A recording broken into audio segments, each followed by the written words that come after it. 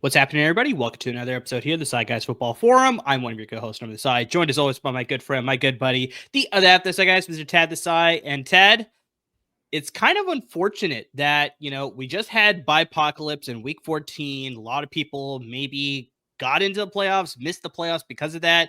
And then now we enter week 15, and there's a lot of critical injuries that some teams may have suffered, both obviously on the field for NFL teams, but obviously it retroactively hurts a lot of fantasy teams as we get into, the next round of the playoffs to then potentially get you to the championship round in week 17. So, we're going to get into all those injuries, but there's a lot of critical injuries that we're going to get into that can hurt a lot of fantasy teams' playoff chances as they go on further in the fantasy playoffs.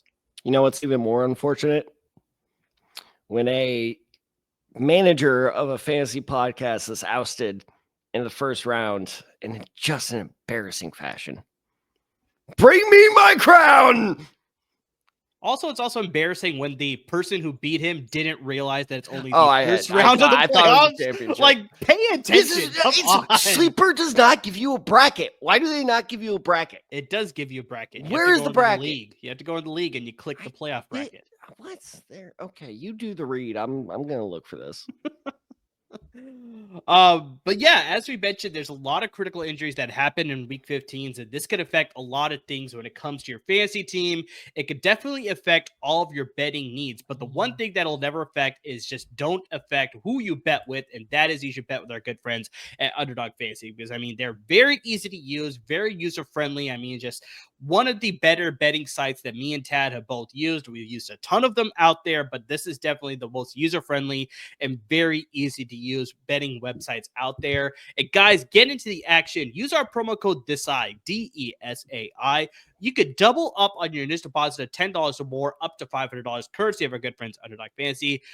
Like I said, the website's very easy to use. It's just very easy navigation. The user interface is very clean, very, appealing to the eye, very easy to find what you want to do. You can also use their apps both on Apple and Android devices. Very user-friendly, very easy to use there as well, guys. So, get into the action. Ton of money you can be making as we get closer to the holiday season here. Get yourself some spending money to buy some gifts for your friends and family. Use that promo code. Once again, the promo code is DESAI, DESAI. You can double up on your initial deposit of $10 or more, up to $500, thanks to our good friends at Underdog Fantasy. Yeah, like you said, their user interface is really good, very easy to use, unlike Sleeper, because I'm in league right now, and I even control that bracket. There's no bracket to be found. You have to find that little image of the bracket on top of the league standings. And Underdog is much easier to use than this, because this is ridiculous. What little image? What is it, like at the top, at the bottom? Like, where am I looking here? Man yells at cloud. All right, Ted, let's get into the week 15 injuries here, because we got some critical injuries that we need to get to. Big one, and it's also sort of like, quasi big one, because we talked about this in the last podcast. I think this one's being a little overplayed. I think so too. And that is Patrick Mahomes, quarterback with the Kansas City Chiefs. Injured his ankle late in that game against the Cleveland Browns. He was taken out of the game. He was replaced by Carson Wentz to finish out that game. After the game, they x-rayed his ankle. The test came back negative, but they're going to do more tests as we go through the week. It was determined today that the ankle is not broken, but he is dealing with a high ankle sprain. Head coach Andy Reid has said he is dealing with a week-to-week injury. So, he's still in question to play this coming weekend. The Chiefs will play the Texans this coming week. Then they'll close out with the Steelers and the Broncos. And this could be a critical injury for the team specifically, but maybe not so much for your fantasy team. Because we brought this up in last week's episode, Tad, where it's just like Patrick Mahomes is not that high scoring that he once was. And he's still very dependable. He's still going to get you at least maybe 15 points or so, but it's like even that is sometimes dicey as well. But I think the bigger thing is that the Chiefs have not locked up their number 1 seed. They've already locked up the division, but with the Bills getting that impressive win against the Detroit Lions, they are very much hot on the tails of Kansas City. So, I mean, Kansas City needs to win out in order to get the number 1 seed. So they still have a lot to play for in those final 3 weeks. Buffalo staying right on their tail, like I said. So, yeah, this is a very critical 3 weeks. But, yeah, maybe they're sort of blowing it a little bit out of proportion. I have a feeling Patrick Mahomes is just going to get that taped up. He's going to play. There's going to be no issues there. But yeah, I think, like I said, maybe they're making it a bigger deal than it really is. Yeah, the amount of stuff they're going to inject into that ankle is like, it's, oh my God. But anyway, I think a big part of it, though, is that hit was brutal. I don't know if you saw the one that caused the injury, but he like basically like went in 2 different directions. I didn't even think it was an ankle. I thought it was like a head injury or something. And yes, he didn't play for the rest of the game, but even the commentators pointed out he didn't need to. Yeah. The Chiefs were like, Carson, can you hand it off? Exactly. Okay, then we're good. So it's something worth monitoring. I don't know why that word always gives me a tough time, but it's the N and the T close to each other. But anyway, point being is it's definitely worth keeping track of. There we go. But if I'm a Patrick Mahomes manager, I wouldn't worry too much, but definitely keep track of it because I think you said this. They do play a day early. Mm-hmm. So if there's they play on Saturday, exactly. So if they, if there's a delay with that injury, wouldn't shock me. And plus, they have a pretty good backup in Carson Wentz who has starting experience. So if it's like, okay, do we just save Mahomes for the playoffs? Like, it wouldn't shock me if they went with that approach either. So worth keeping track of. But yeah, I wouldn't panic too much.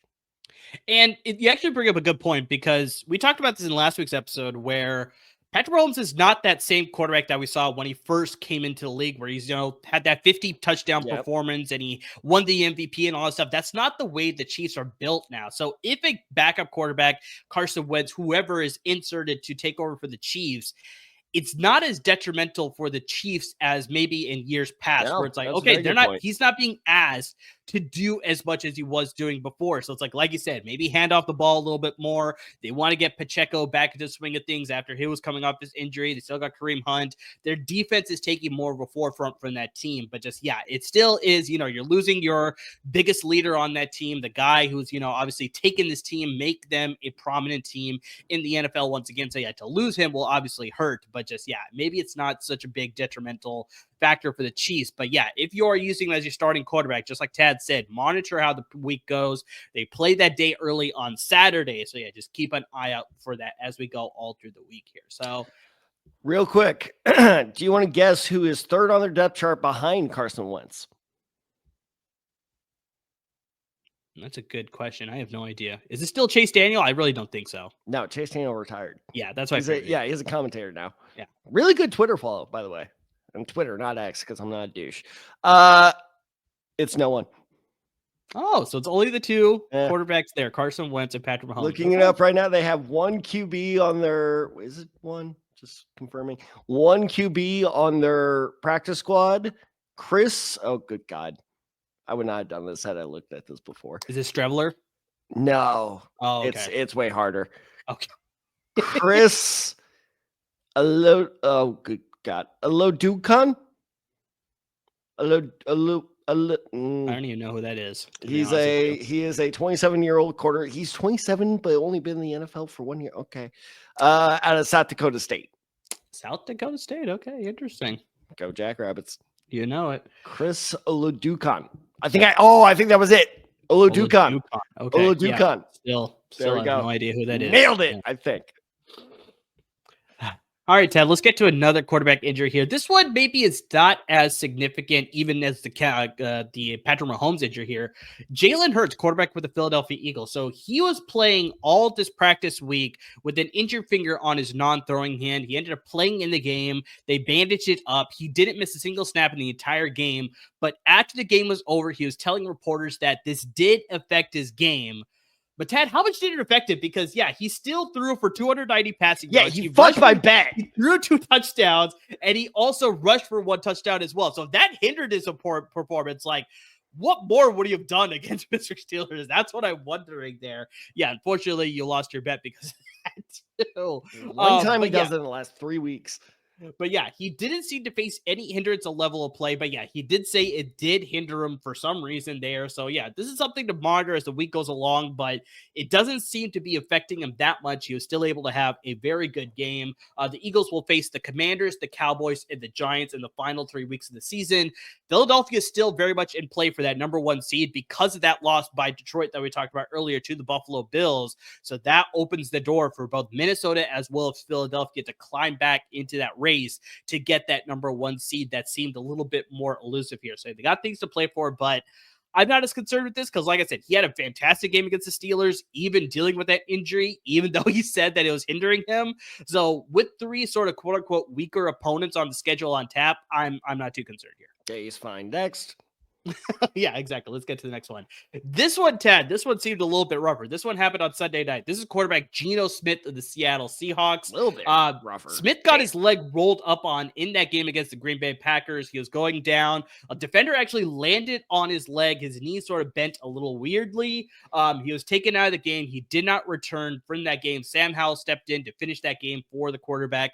Head coach Mike McDonald has said that there's no structural damage to the knee, but they want to do more tests to get more evaluation to see the significance of the injury. As of right now, we don't know the status of his knee, whether he's going to be kept out for a period of time, whether he's going to be able to play this coming week. But as of right now, we just don't know the full extent of the injury. And Seattle, very much like we talked about, this is a very critical week, so not just for your fantasy team, but also for all these NFL teams fighting for a playoff spot. They're still up in the chance to win the NFC West, but without Geno Smith, Tad, I don't know if you saw when Sam Howell came to the game, but it did not look very good when Sam Howell came to that game. So without Geno Smith, that just hurts the chances for Seattle to get any sort of traction to keep their lead in the NFC West high there. So this could be significant if you have Geno Smith as your fantasy quarterback, but also definitely for the Seattle Seahawks. Well, I'm glad you threw in that last part because I even suffered from this. Is DK Metcalf was my wide receiver number 2.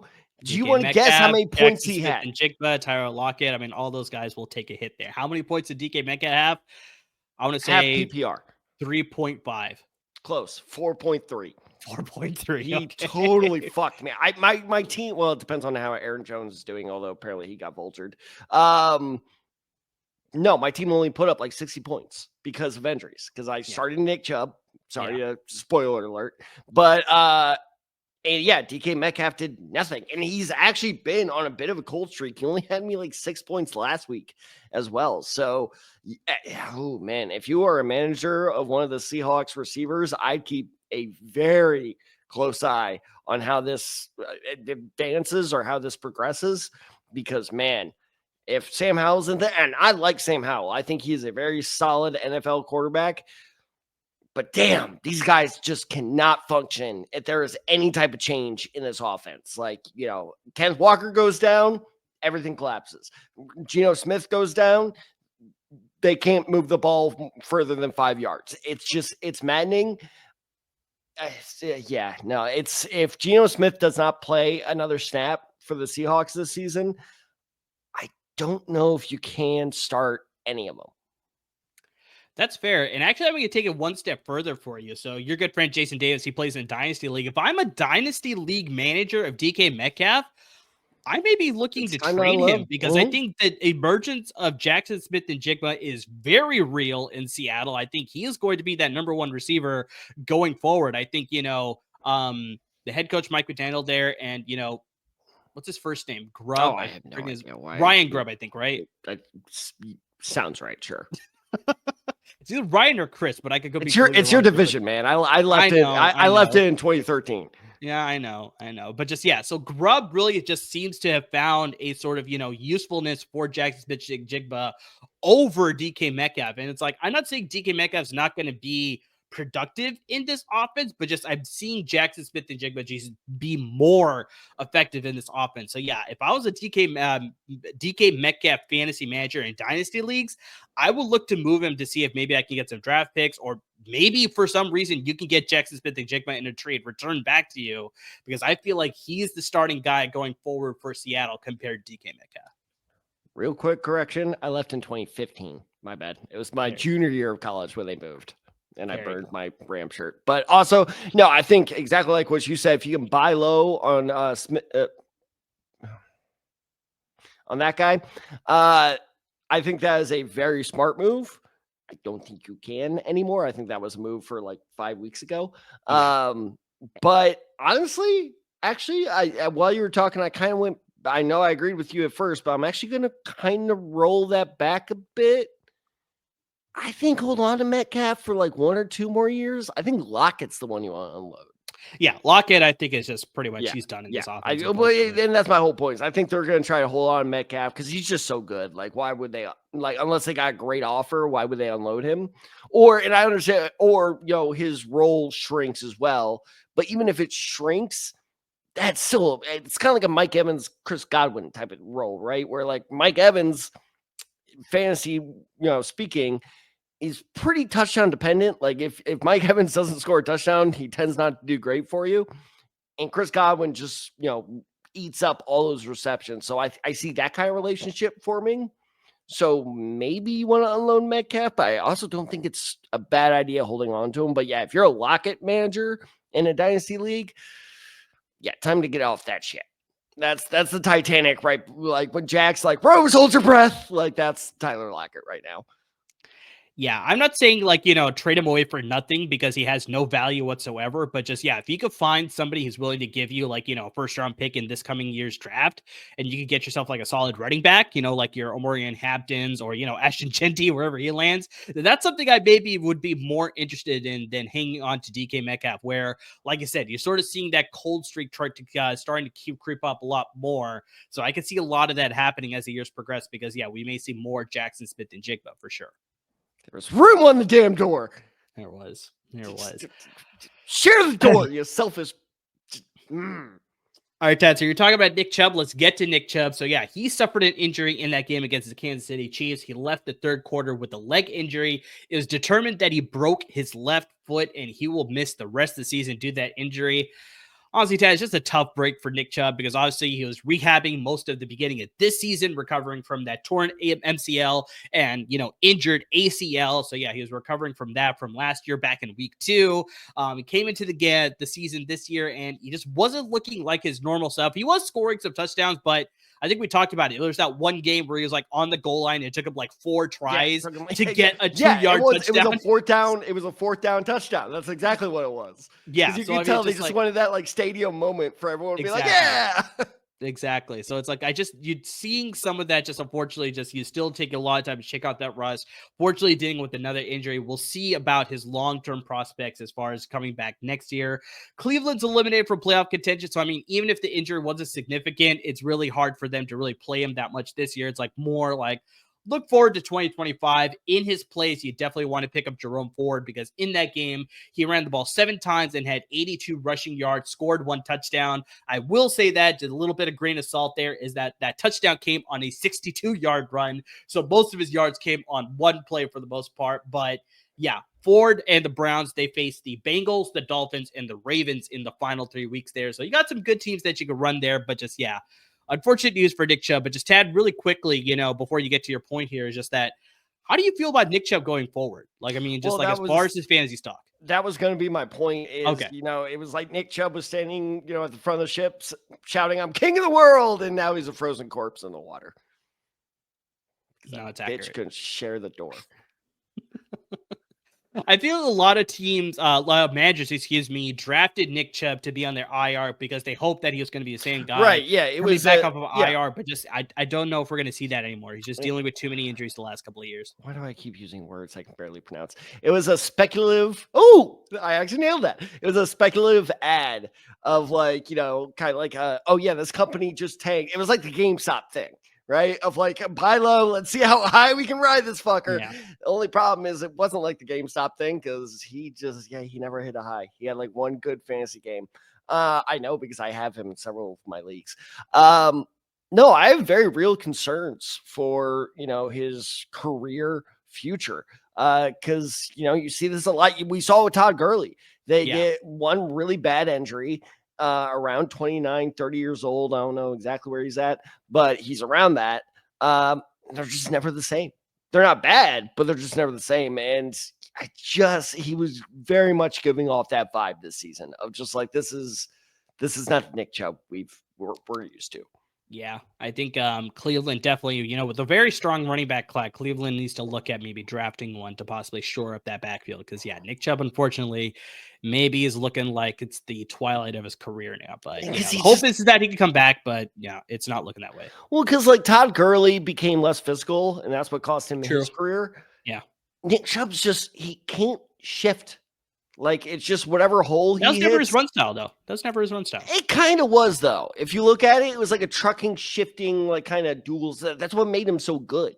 But like now, if you look, he's just like, I'm going to run and hope to God this, my offensive line is open. Now, it's also fair, speaking of the offensive line, it's also fair to note Cleveland's offensive line was decimated the entire season.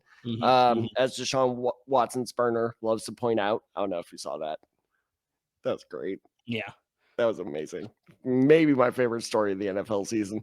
But anyway, their offensive line has been beat up all year. So maybe it's an O-line issue and not a Nick Chubb issue. I hope that's the case. I just have my doubts. Do I draft him next year? If he slides to rounds, let's say 7 or 8, I'll take him.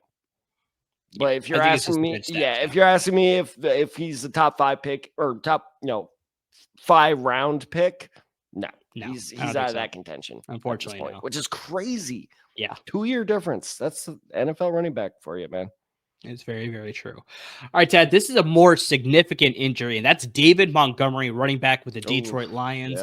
Yep. This was very interesting because he played the entire game against the Buffalo Bills, and it wasn't until after the game that head coach Dan Campbell said that he is dealing with a knee injury, and it is now reported that he is dealing with a sprained MCL, and he will need season-ending surgery. So his 2024 season is done, which is very unfortunate because the Detroit Lions are very much looking to make another deep playoff run, and without one of their key pieces in the backfield there with him and Jahmyr Gibbs, this could be a very, big detrimental piece to that offense overall as far as how deep can they go this year.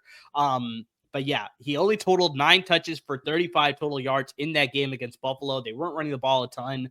But just, yeah, no doubt Jahmyr Gibbs is going to take the bulk load of the carries now with David Montgomery out. And we may see backup Craig Reynolds sort of be a supplemental piece there. But just, yeah, Ted, this is a big loss. No, it's massive for the Lions, especially coming off as you pointed out earlier, a very surprising loss. So now all they've got, this always confused me. So is Gibbs Sonic? Yes, Gibbs was Sonic. So Gibbs was Sonic, and then Montgomery, was he Hedgehog or was he Knuckles? He was Knuckles, right? Knuckles. Yeah, okay. It's Sonic the Hedgehog. Oh, why would he be called Hedgehog the Hedgehog? That's, oh my lord. No. I was thinking of what's this little, oh shit, that sounds racist. What's this little brown, like squirrely sidekick? He's a fox. His name is Tails. Tails, that's it. Okay, I couldn't remember if it was Sonic and Tails or Sonic and Knuckles. Well, Sonic and Tails and Knuckles is a frenemy. Knuckles is a frenemy. They go off and on. So that's just okay. So they lost their Knuckles. Off and on, just like your references and how relevant you are in today's pop culture or old pop culture too. That's an old one. Come on. Oh, I got more for you in a bit. Just wait. Oh Lord. All right, Ted, another running back dealing with a major injury. He's pretty much the key part of this offense because without him, I don't know what they're going to do. And that's Alvin Kamara, running back with the New Orleans Saints. Oh, yeah. I forgot about that one, actually. Kamara left the game in the fourth quarter with the groin injury. He was limited in that game overall, but it seemed like he injured himself scoring his only touchdown on the day, only touchdown for the New Orleans Saints as well. The team didn't really provide any updates as far as like what's going on with the status for his coming week. But we'll have to monitor the situation as they go forward. The benefit for the Saints is they do have an extra day because they're going to play on Monday Night Football against the Green Bay Packers. So, yeah, Kamara may have an extra day to sort of, recover and possibly be in line to play there. But, Tad, the Saints are mathematically still alive in the NFC South. But, I mean, overall, without Derek Carr, without Chris Olave, without Rashid Shaheed, I mean, just this offense is lacking a lot of, weapons overall. To now be potentially without Alvin Kamara is just like, I don't know what they're going to do there. They do have Kendrick Miller, your boy out of TCU, but I mean, there we are. I was waiting for it. He totaled 46 yards on the ground for off of 9 carries. He did score his first career touchdown last week against the New York Giants. So, I mean, there is some potential there, but just, overall, I don't know how I feel about the Saints offense going forward to possibly get that NFC South crown. But I think overall it's just like very much like we were talking about with Nick Chubb. It's like, even if he wasn't hurt that much, it's just like, why even play him this much? It's just like, shut him down for the rest of the season. Go think about 2025 now. Yeah, Saints, I promise you, your heart will go on and you will fall in love with Kendrick Miller.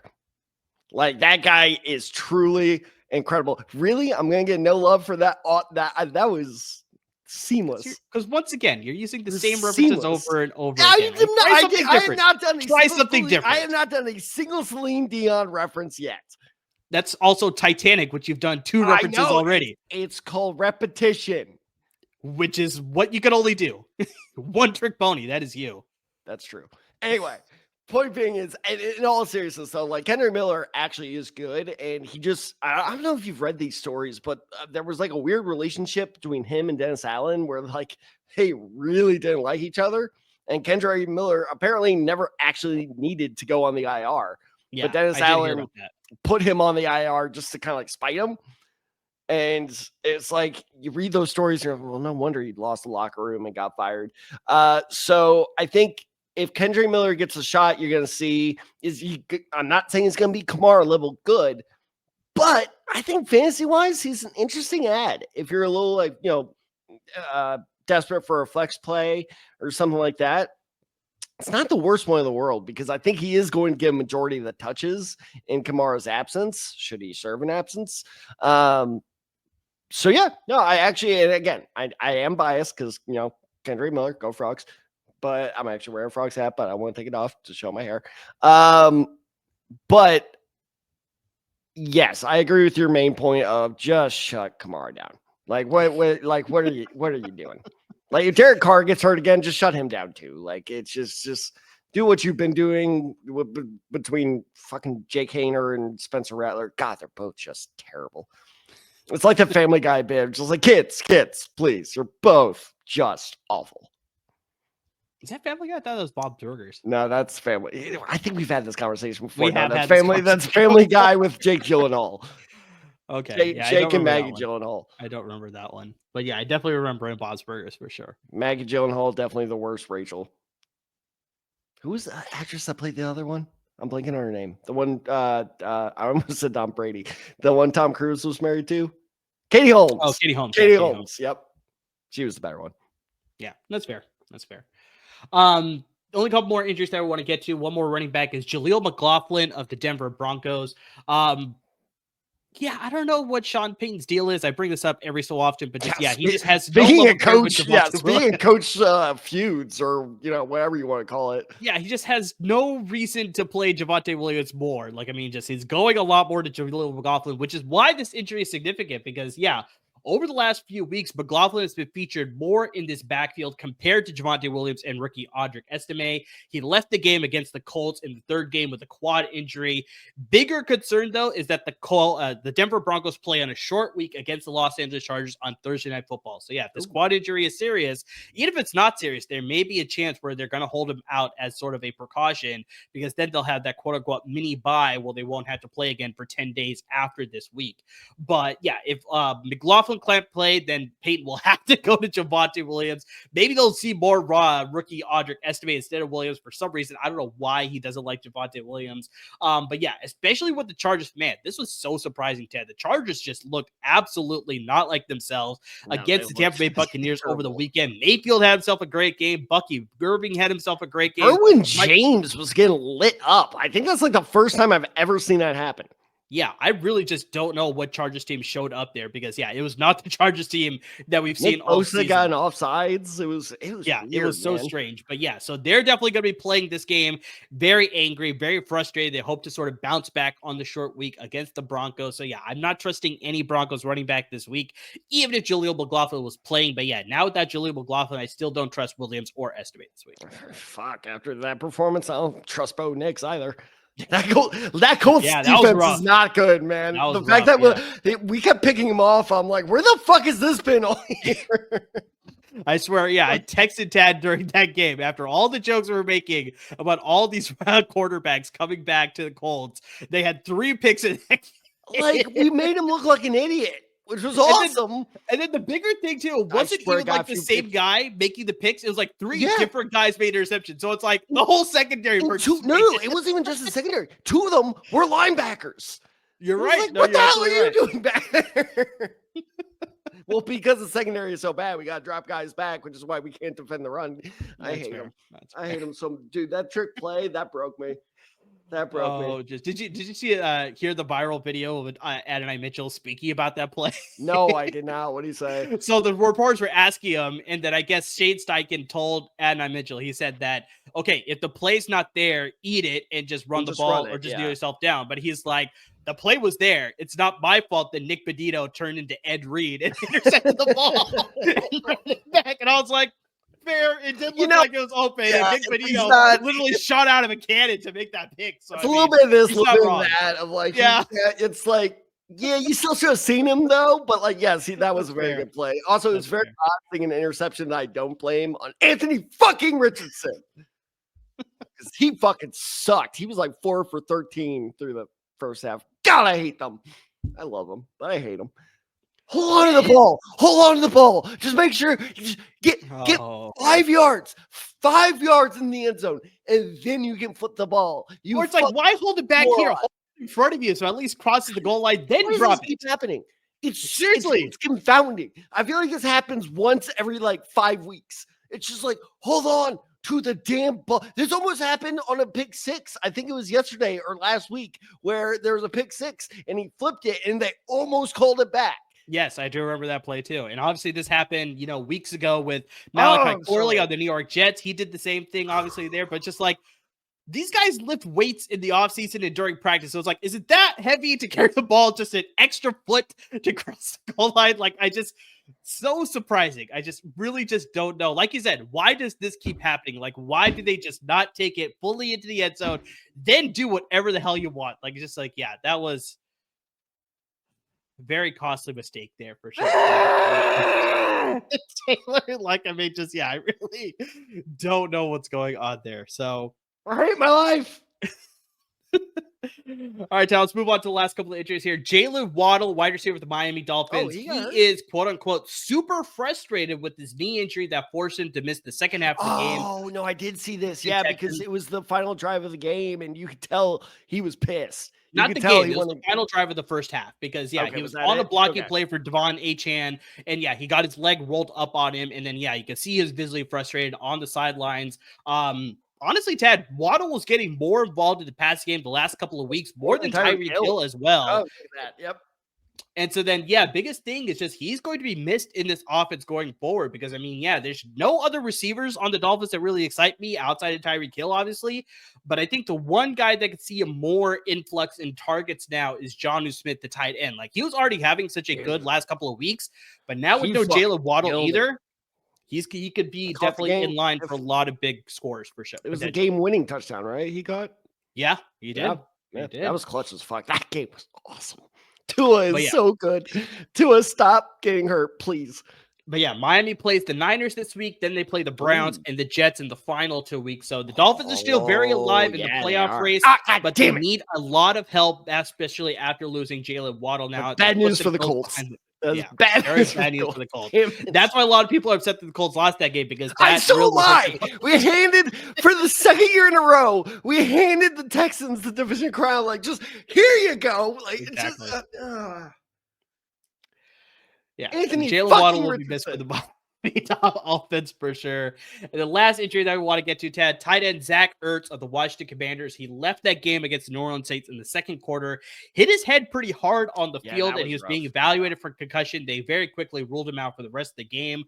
He's in the concussion protocol this week, so we'll see whether he's going to be able to play against the Philadelphia Eagles this week. Heading into the game, Tad, Zach Ertz, this was one of my starts of the week, if you remember from our Start Sit episode over the last episode. He's second on the the team in all receiving categories, only behind Terry McLaurin. This is a big loss for the Commanders because they're trying to hang on to their 7th seed in the NFC playoff picture right now. So without Ertz, it's going to be very interesting to see who steps up in his place. At the tight end position, they got John Bates and rookie Ben Sinnott, who will step up in his place. I don't think they hold a lot of fantasy value. I think it was more Zach Ertz's receiving ability. I don't know how I feel about both these guys. We may see receivers like Noah Brown and Diami Brown possibly step up in place at the receiver position, but possibly we will see some Austin Eckler out of the backfield as a receiving threat as well there. But Austin Eckler's on the IR.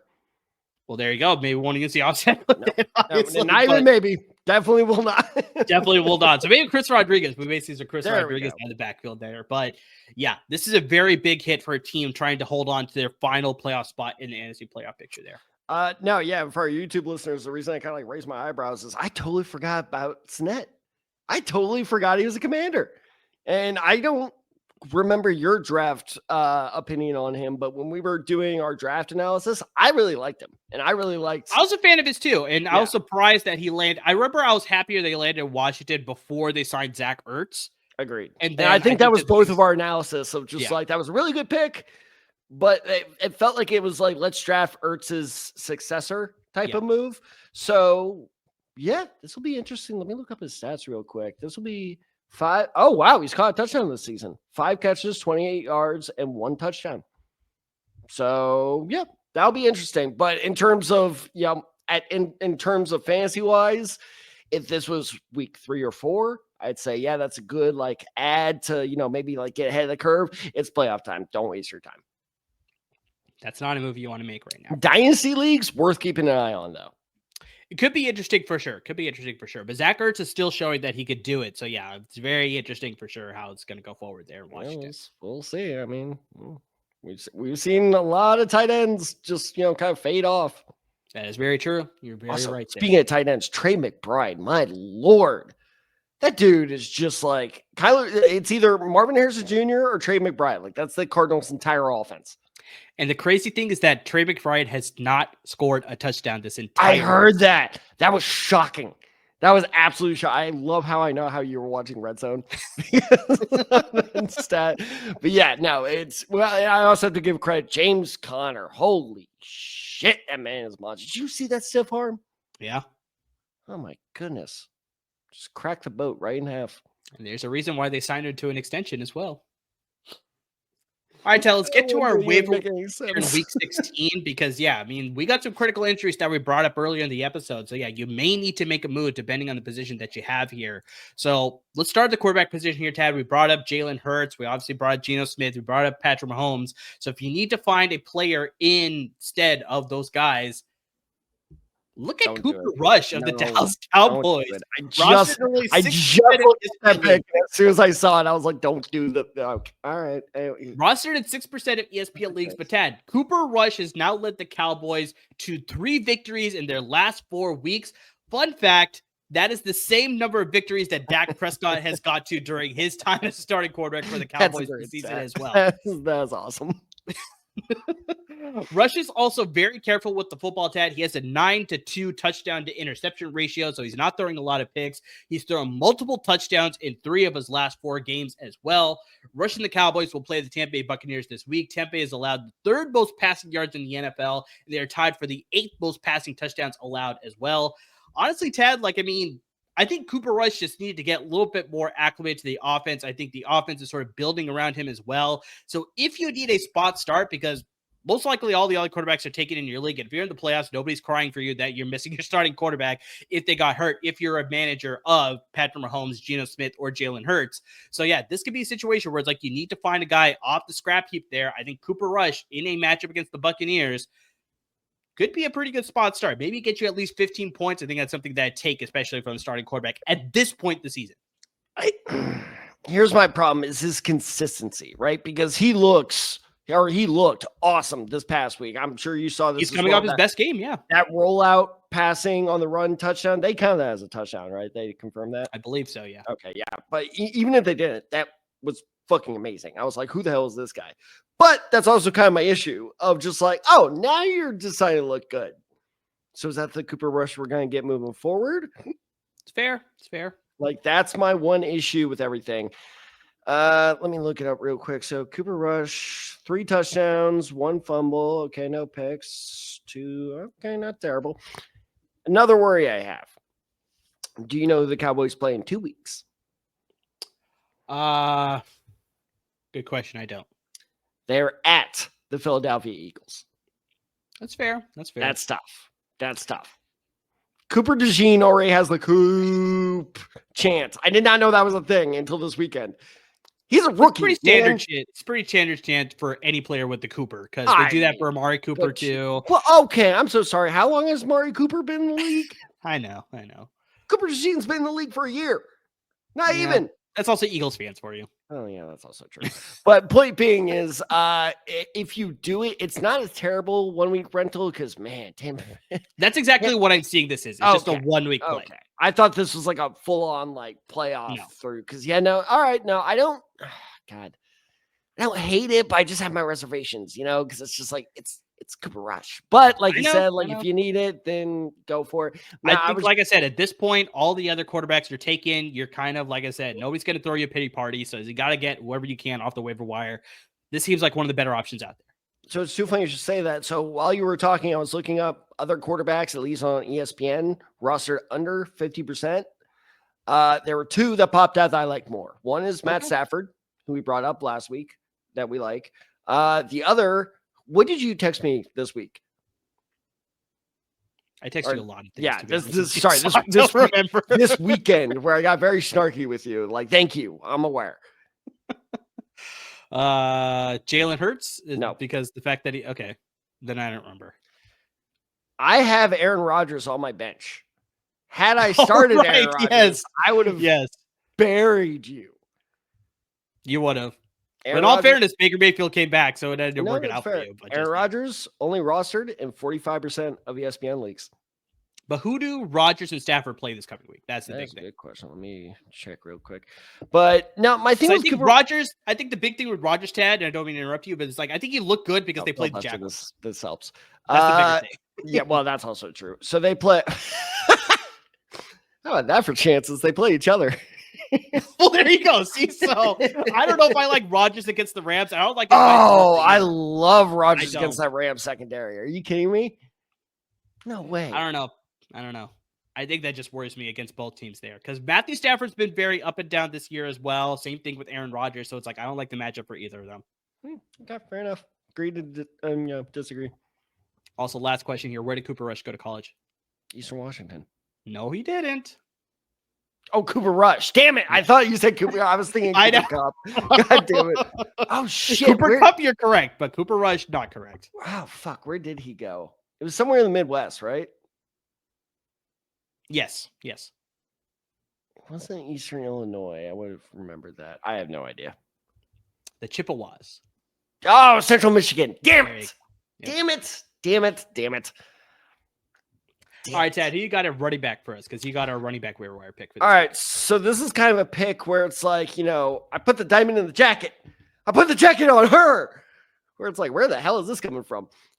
Oh, no, that carried, but whatever. We're going to run with it. Anyway, point being is this guy's coming out of nowhere recently, and that is Ty Johnson with the Buffalo Bills. And here's the weird part is he's a running back, but he's actually not making his mark as a running back.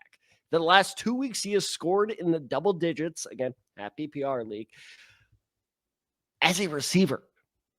So 2 weeks ago, he had 55 yards receiving and a touchdown.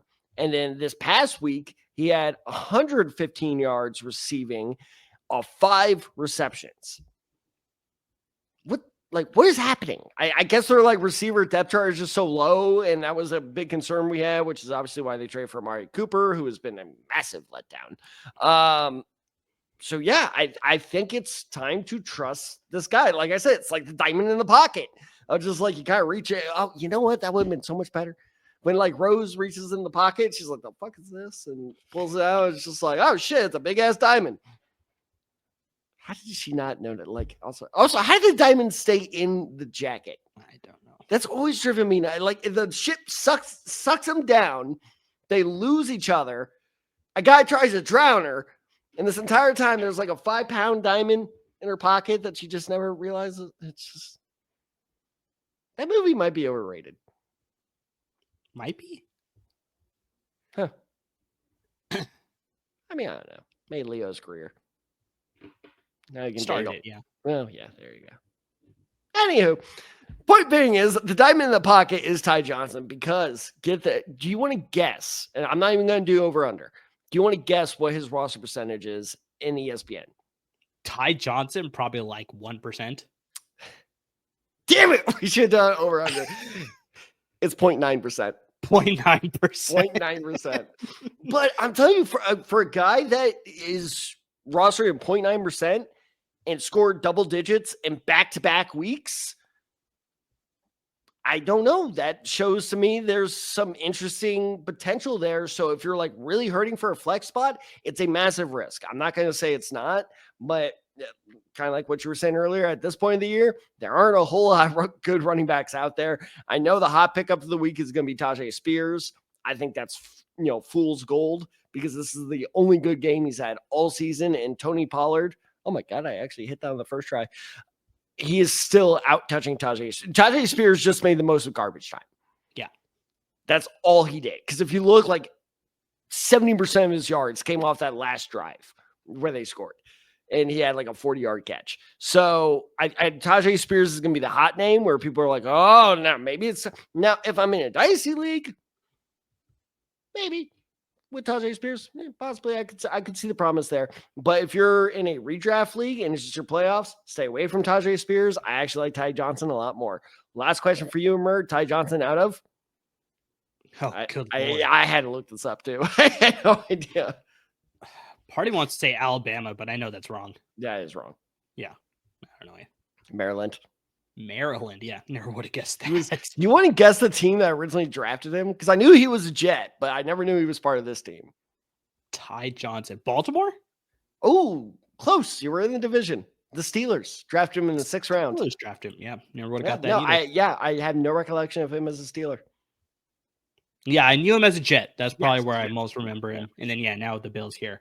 One quick note about Johnson. I just wonder, this is part of the risky factor with Ty Johnson at this point. The Bills had 2 40-point games back-to-back. So I'm wondering if you played that into the factor as to why he got a lot of yards and targets, and he obviously got a lot of fantasy points for you too. So it's like playing against New England, I think that's a fantastic matchup. I could see them possibly getting up early and then maybe that was my last bullet point. I forgot it. Yes, they're playing maybe that's part of it. Maybe that's part of it. So it's like maybe we'll get up early and then they may see some backups and maybe he'll get some garbage time too, possibly there. But just it's still a very risky play for sure. Do you want to know who the Bills' next 3 opponents are? They play the Patriots twice and then a sandwich between the Jets. Or the Jets a sandwich between 2 Patriots games, whatever you want to call it. That is a very fantasy-friendly schedule. It is a very fantasy-friendly schedule. Josh Allen managers are about to feast. James Cook, Josh Allen. Yeah. Oh, James Cook looks so good.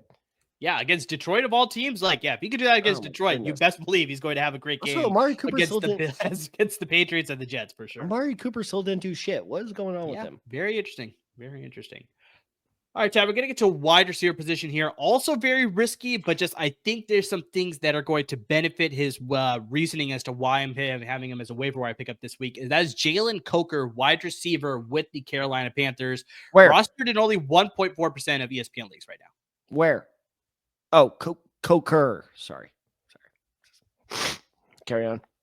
It's not anything to joke about.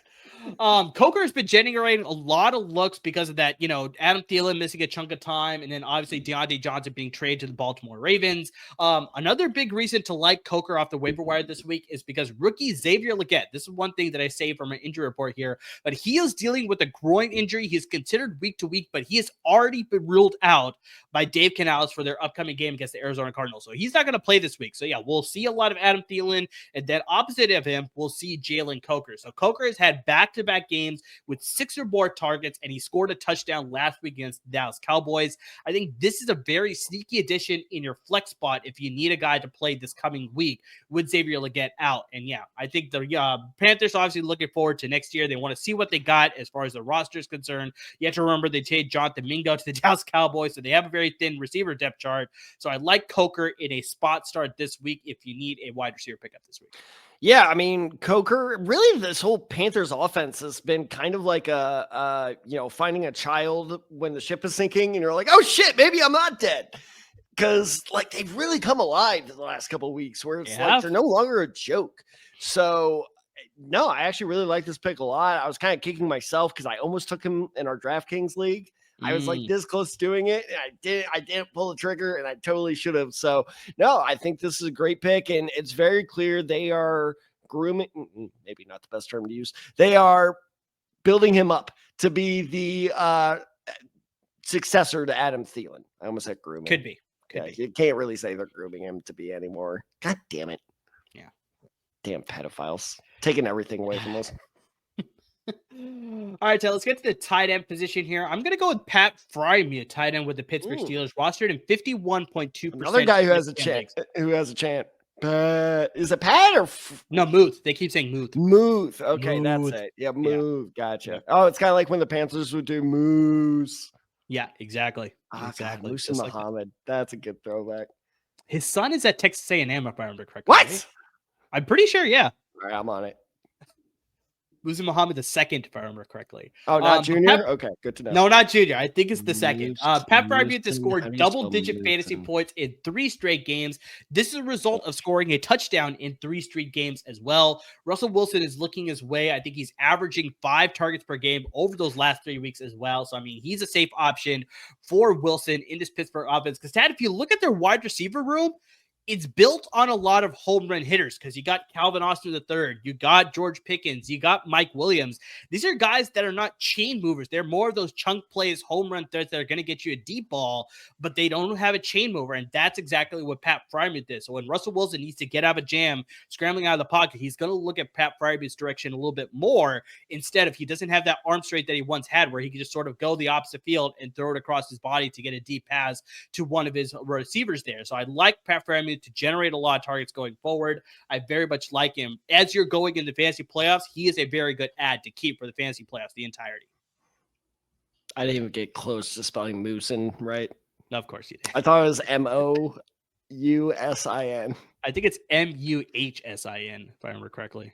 Yes, you are correct. Yeah. Also, no, this kid sucks. I didn't say it was good, but that's fair. No, that's fair. It's his senior year. He had 6 catches, 55 yards, and 2 touchdowns. That hurts. Yeah. Well, was it Texas A&M or was it? It was Texas A&M. So okay, good job. Yeah, no, right. Well done. No Senior Bowl invite though. No, I don't think so. Yeah. But no, it's actually funny because I kind of made this mental note watching both games this weekend of one player is playing himself out of the Hall of Fame. And one player is kind of playing himself back in it. Russ, last year I was saying he played himself out of the Hall of Fame. I think if Russ would have ended his career after last year, no Hall of Fame. Maybe eventually, but not, first ballot. Like I think he was kind of a lock to be. Now I think he's kind of playing himself back into that conversation. There was that one shitty year in Denver, but look at what he did in Pittsburgh because he looks really good with Pittsburgh. For him to bounce back from that season, right? Exactly. Almost ups the resume, right? Exactly. And in the same division, the guy playing himself out of the Hall of Fame. What the fuck is going on with Justin Tucker? Yeah, like it was. You talked about it earlier, where it's just like kickers are missing a lot of field goals. Justin Tucker, a guy that most people depend on. A lot of people taking like in the single-digit rounds when it comes to fantasy drafts. He has not had a good season at all this year. Oh, he's had an awful season. Not even decent season. No, he's had a bad season. Like he may have kicked himself out of the Hall of Fame. Because I mean, it's a kicker, man. You gotta put it's what Ray. I know Ray Guy was a punter. Who's the other one that made it? Vinatieri is clearly gonna make it. Yeah, he's gonna make it for sure. Who's the other kicker? Is it Anderson? Is it Morton Anderson? Oh, I think that's it. I'll look it up. But anyway, point being is yes, with Freiermuth and this whole Steelers offense, they're rolling, man. They're looking good. I have complete confidence. And even like Russell, I should have looked up his roster numbers when we were talking quarterbacks. But even like Russell Wilson, I now trust. And I was actually a proponent of you keep playing Justin Fields. And now I'm like, you know what? Kind of, I get it. Nothing against Justin Fields. I'm glad they're still kind of using him. But yeah, Russ looks good. oh God, I'm trying to. Pickens looks pretty good. As you pointed out, Freiermuth is kind of the steam engine of this passing game. So no, I think it's an excellent pickup. What's his roster number? Pat Freiermuth is 51.2 right now. That's insane. Yeah, that's crazy. Yes, that is the perfect pickup right there. I agree with that. So, Tad, we're talking about kickers at Justin Tucker. Who do you got for us at kicker and also at defense this week off the waiver wire? Yeah, Freiermuth's not going to fall on you like a toppling tower. Okay. R.I.P. that Italian dude. What was his name? Ignacio? I don't remember. I think it was Ignacio. That might be racist. Right. Sorry. Yeah. Anyway, R.I.P. That an Irish guy that got shot. God, why do you have to get back, girl? Shoot you like dogs. God damn that guy. I really need to rewatch that movie. Maybe not. Anyway, point being, so what was the question? Waiver wire picks for kicker and defense. Okay, so this is a defense that, man, did they have themselves a game this past weekend. And I think that hot streak is going to continue, especially because of their opponent. The Cincinnati Bengals defense. Finally, this defense stepped up against the Tennessee Titans. They scored a couple times. They finished with 21 points, depending on scoring in your league, roughly around that. So they have actually, and this was a shocking stat, they have played 3 straight games where they have forced a turnover. Pretty surprising. Not bad. Yeah, no, that defense has not been good. Do you know who they play this week? Cincinnati. I do not know. I'll give you a hint. They benched their quarterback this week. New Orleans Saints? Close, but not quite. The Cleveland Browns. Yep, they benched their quarterback too. So they're playing. Anytime you have a defense that is playing a team with a quarterback controversy, that's very, very promising.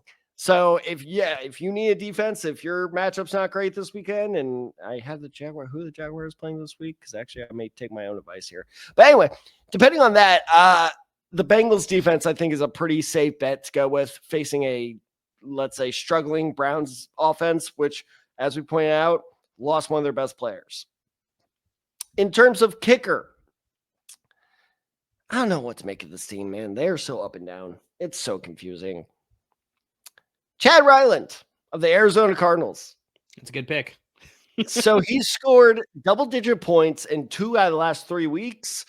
I think it's a fair bet to roll with them. They're playing the Panthers. And while the Panthers, and I don't know if I saw a report this morning, I don't know if you saw the same report, that the Panthers are going to stick with Bryce Young, and they are determined to draft an edge rusher. Interesting. Okay. Which makes a lot of sense when you look at their defense. Their defense is goddamn terrible. Yeah. So while that offense has stepped up a lot, the fact that they've traded away 80% of their defense, and God, I wish that was an exaggeration, but it's honestly, no, it's true. They gave away a lot of their players. Yeah. So that defense is awful. So I think the Cardinals are going to score a lot. I don't know. He could get you 2 or 3 field goals. I think Chad Ryland's a pretty easy pick, and he's only rostered in 6% of NFL leagues. So pretty good kicker to go after. No, I like it. I think that could be a very well matchup. Like you said, with Arizona, it's just very up and down. You don't know who you're going to get with Arizona each and every week. And so, yeah, this could be a matchup where it's like, you think Arizona should win this game, but then they're going to find a way to keep it close. And that's where Ryland could get a lot of field goal opportunities. Other than J.C. Horn, can you name 2 other Carolina Panthers players on defense? God, defense. Wow. Jadeveon Clowney, I think, is with Jadeveon Clowney is there, yes. Oh, he's a linebacker for them. No wonder they're shit. Is it like 3-4 though? So is it like an edge rusher? It's a Sam edge rusher, yeah. Dude, I've never heard of half these people. Oh shit, he's a Panther? I don't know if I can name another defensive player for Carolina, because they traded away Brian Burns. Yep. Yeah, I don't know if I can name another one. There are 2 guys where I'm like, oh shit, he's a Panther. A'Shawn Robinson is a Panther. Did not know that. Caleb Fairley is a Panther. Wow. When did that happen? I remember the Titans cut him, and then I guess he caught on with the Panthers, for some reason. That tracks. Anyway, this defense sucks. Yeah, that's fair. That's fair. Who the fuck is Oh no, Josie Jewell I've actually heard of. Michael Oh, yeah, former Jackson, Bronco. corner Michael Jackson out of Miami. Yep, no idea. Yeah, no, nothing. Looks old as it kind of looks like. I'm not gonna go there. Anyway, moving on. All right, guys. So that will close out our waiver wire episode here for week 16. But like we talked about, I mean, this is very critical. You could be in the second round of your fantasy playoffs. Maybe this is the first week of your fantasy playoffs here in week 16. Only have a two playoff week sort of system there for your respective leagues. So yeah, this is where it's very important to hit us up on our social media handles, guys. We want to help you take home some fantasy titles and win as many fantasy championships as we can. So make sure you're following us on our social media handles. You got us on Twitter. You got me at UmbreSide23. You got Tad at TadSide94. Got the show handle at the Decide Guys, and of course on Instagram at the Decide Guys as well. So hit us up with all of your, waiver wire decisions, whether you need starts at help, whether you're in a dynasty league and you're thinking about trading DK Metcalf, we can offer you advice on that as well. I mean, guys, just whatever sort of league you're in, if you need advice right now as you want to take home a fantasy title, hit us up. Me and Tad are there for you to give you our personalized advice for your respective leagues, because that is what we're here to do. That is what we enjoy doing as well, guys. Make sure you subscribe to our podcast wherever you listen to your podcast.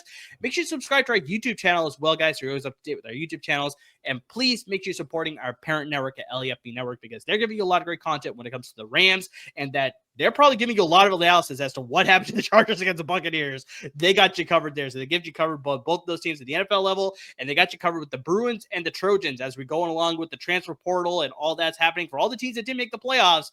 The LAFB's got you covered with all the news surrounding the Trojans and the Trojans and the Bruins when it comes to the transfer portal. But Tad, they're not just doing football anymore. They got you covered with basketball action. So they got your Clippers and Lakers coverage, as well as once the MLB season starts at the beginning of 2025, they got your Angels and Dodgers coverage as well. So, I mean, they got you covered with all three big sports leagues. Pretty soon, I don't doubt it, they'll have your LA Kings hockey news as well pretty soon. But guys, support them, because without them, there would be no us. Lots of great content coming from a lot of great content producers over at LAFB Network. But to everybody who's already listening to our podcast, who's watching our videos, who's interacting with us on social media, who's asking us questions for their specific leagues, I mean, just anything and everything that you're doing to support the podcast, we really can't thank you enough. You know, Mer, life is a gift, and I don't intend on ruining it. Damn it! They call it the present. Was it ruining it? What's the line? Don't intend wasting it. Damn it! Life is a gift. I don't intend on wasting it. And you know what? I spend my life listening to great podcasts like Salute to Troy, hosted by last place finisher in our league. Yeah, that hurts. Alvaro. Yeah, I only do that because of his name. His team name. I need to clarify that. But anyway, despite his lack of fantasy ability, he more than makes up for it with his knowledge of USC football. And good God, are you guys going into quite the offseason. Man, did you see where Miller Moss is going, by the way? I missed that. I don't know where he actually ended up transferring to. He's going to be Louisville's next. Do I do that right? Louisville Cardinal. Okay. Louisville Cardinal. Yeah, okay. He's going to be a Louisville Cardinal. Interesting. Also, former TCU quarterback Chandler Morris going to UVA. Also, what was really interesting is that Malachi Nelson, who was with USC, if I remember correctly, or was it UCLA? No, it was USC. Okay, he transferred to Boise State. He's now Boise State. Transferring to Boise State, too. I don't know if you heard really? that. No, yeah, I did not see that. Okay, interesting. Wow. Well, you know who did know that is Alvaro. So Be sure to check out his podcast. And you know what? If you want a kind of podcast where you're going to grow such a relationship where, you jump, I jump, then check out LA Podfidential. See, that one was smooth. With Chauncey Talese, who is going to understand all of these references because he does an excellent job of balancing sports talk. Throw a reference on top of it. He's going to be so mad at me for a lot of these, for balancing sports talk and pop culture talk. So be sure to check him out. What movie just bombed? Oh, Kraven the Hunter. Oh, do you think he saw that? I don't think so. Oh man, we're gonna need to hit him up about that. But that's what I mean. It's like I want to hear Chauncey's thoughts on that movie, even if he didn't see it, what he thinks about it. So if you want that kind of talk, and then you talk Chargers and Rams for another hour, it's awesome. It's a great not listen. Chargers, pretty much all Rams. A little bit of both. They sometimes do Chargers talk, but mainly. Bottom line being, you can talk about the Austin Quinn Johnson touchdown. I don't know if you saw that. I don't think I saw it. You didn't see the QJ touchdown? Ah, damn it, dude. All right, I'll send it to you later. Anyway, point meaning like 2 or 3 days. Point being is LA Podfidential, Salute to Troy. Check out both those podcasts because they are amazing. And if you're asking like, well, where do I find them? Wherever you find us, you can find them. So be sure to check those out. And as always, everyone, thank you so much for listening. Thank you so much for watching. And please stay safe, everyone.